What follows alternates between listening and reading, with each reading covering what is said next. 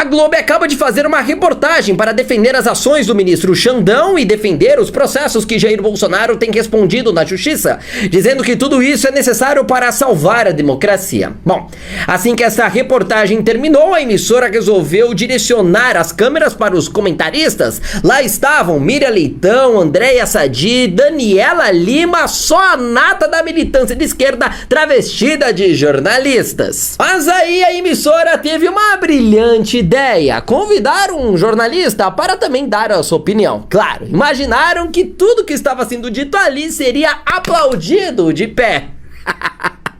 Mas o nome dele é Demetrio Magnoli e arrebentou todo mundo de uma só vez. A emissora até tentou cortar o sinal, mas como estava ao vivo, já era tarde demais. Olha, eu vivi pra ver a Globo sendo humilhada dentro da própria Globo. A militância até tentou. Conversei com ministros da Suprema Corte ao longo do dia de hoje e tem chance zero desse caso sair da alçada do ministro Alexandre de Moraes, que é o relator do caso. Ele está acompanhando desde o início. Qual é a avaliação que ministros fazem da Suprema Corte? Justamente o objetivo é fazer uma espécie de intimidação. E durante todo o período, quando fica claro que o Alexandre de Moraes está investigando, quando fica claro que o Alexandre de Moraes era o presidente do Tribunal Superior Eleitoral, todo o objetivo do ex-presidente Bolsonaro e desse entorno era de causar constrangimento para o ministro Alexandre de Moraes. O objetivo era esse, muitas vezes até intimidar mesmo. É verdade que tem ministros que ficam intimidados, juízes que ficam intimidados quando estão julgando, por exemplo, casos de máfia, e o objetivo é esse mesmo. A máfia começa a causar constrangimentos e avançam máfia, grupos golpistas e tudo, eles acabam avançando justamente em quem está julgando para tentar criar uma suspeição ou para criar uma intimidação, para que haja medo e que esse determinado juiz acabe saindo. O ministro Alexandre de Moraes, o ministro foi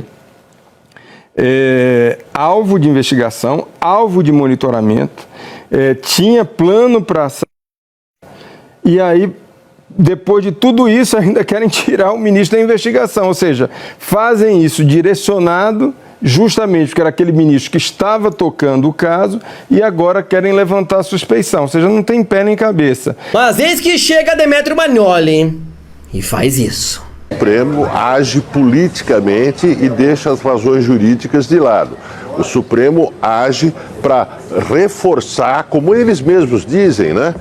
Para reforçar a posição do tribunal no tabuleiro político brasileiro, o que significa reforçar a posição de Moraes como relator dos inquéritos ligados ao golpe, a fake news, a ações antidemocráticas.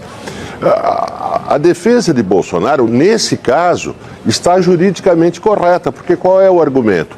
Que Alexandre de Moraes não pode ser, ao mesmo tempo, vítima, porque ele seria assassinado, investigador, porque ele é o relator do inquérito, e juiz. Bom, isso é um impedimento jurídico clássico, né? Mas o tribunal não aceitou isso, o que é muito ruim, porque isso estimula a polarização política no Brasil, em primeiro lugar, e, em segundo lugar, fornece argumentos políticos para o bolsonarismo dizer que o inquérito e depois o processo é uma perseguição judicial, né?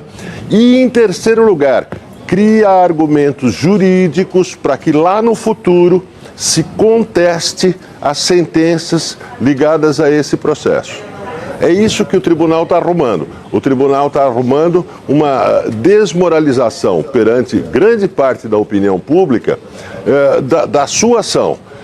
Está arrumando argumentos para o bolsonarismo e está arrumando argumentos jurídicos para que se contestem as sentenças lá no futuro. Se Moraes se declarasse impedido, como prevê prevêem os princípios do direito, isso não prejudicaria em nada a continuidade das ações, as sentenças e a necessária punição dos golpistas.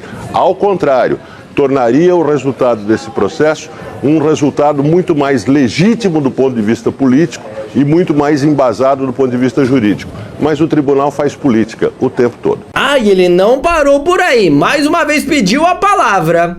E fez isso. Com as regras do jogo existentes, nós temos esse tipo de aliança que parece estranha e oportunista, mas é frequente com as atuais regras do jogo. Eu gostaria de discutir, mesmo sabendo que eu devo ser uma das 6 pessoas no Brasil que quer discutir isso, essas regras do jogo, porque a Justiça Eleitoral cassou a possibilidade de Lula se candidatar lá atrás. Depois, a Justiça Eleitoral cassou a elegibilidade de Bolsonaro. Agora está cassado. Então, houve um dos grandes líderes políticos do Brasil impedido de se candidatar. Hoje, um outro grande líder político, do ponto de vista da popularidade, não se trata do que eu acho dele, impedido de se candidatar.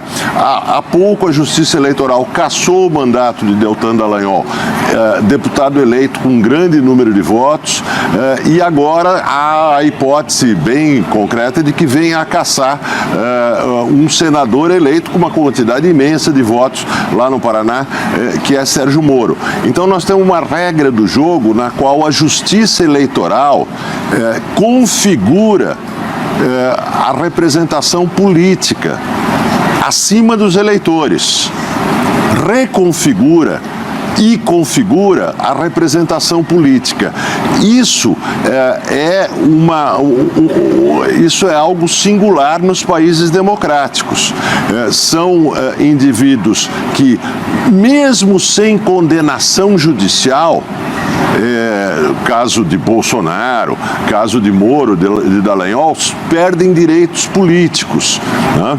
Sem condenação judicial. No caso de Lula foi com condenação judicial, mas poderia ter sido sem condenação judicial. Em vários países, nem mesmo uma condenação judicial elimina os direitos políticos. Aparentemente, aqui no Brasil, a Justiça Eleitoral vale mais do que a vontade dos eleitores. E se joga nesse campo, mas não se discute esse princípio. É preciso ficar muito bem guardada esta frase que acabamos de escutar de Demetrio Magnoli, que a Justiça Eleitoral tem a mania de caçar a vontade do povo brasileiro. Bom, tudo isso em um país, claro, muito democrático. Sabe o que eu fico pensando aqui? É que enquanto Jair Bolsonaro se encontra inelegível pelo período de 8 anos, porque ele fez uma reunião com embaixadores, porque fez alguns questionamentos, etc.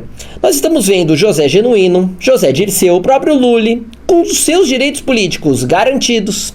Lula, presidente pela 3ª vez no nosso país. E aí eu penso outra coisa também.